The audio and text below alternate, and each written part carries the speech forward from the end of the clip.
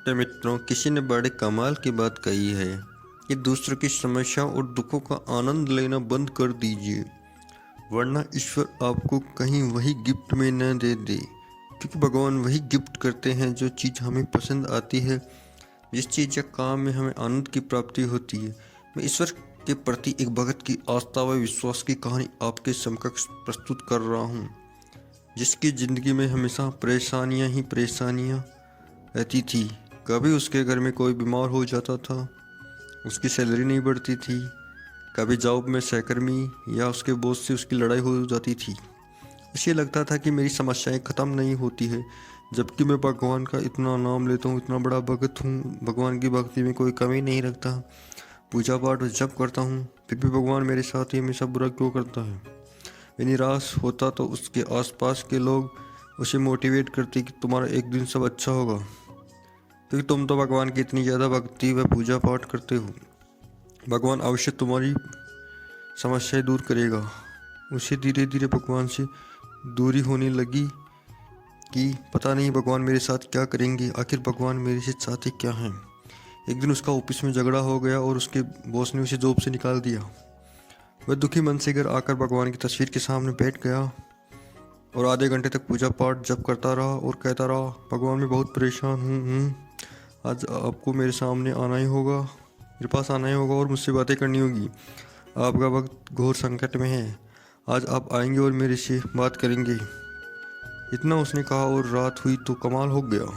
वास्तव में आज भगवान उसके सपने में आए और उससे बातें की।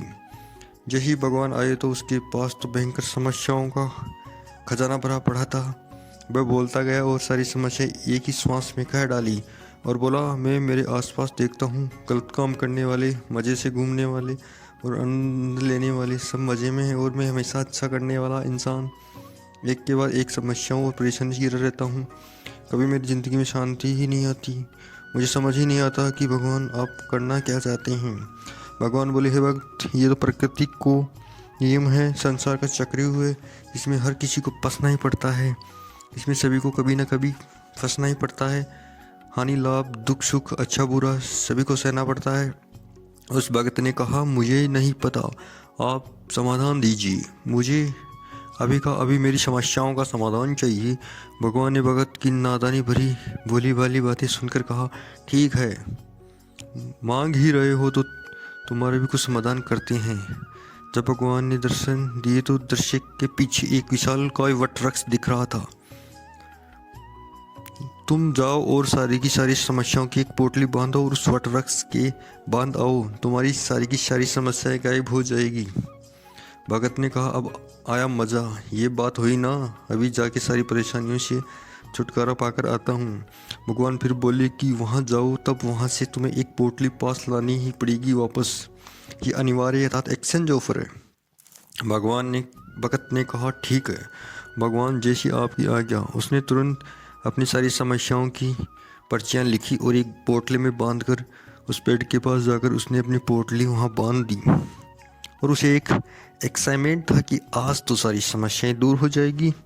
और जैसे ही वो वापस आने लगा और एक्साइटमेंट थोड़ा कम हुआ तो उसे याद आया कि मुझे तो यहाँ से भगवान ने एक पोटली भी ले जाने के लिए कहा था।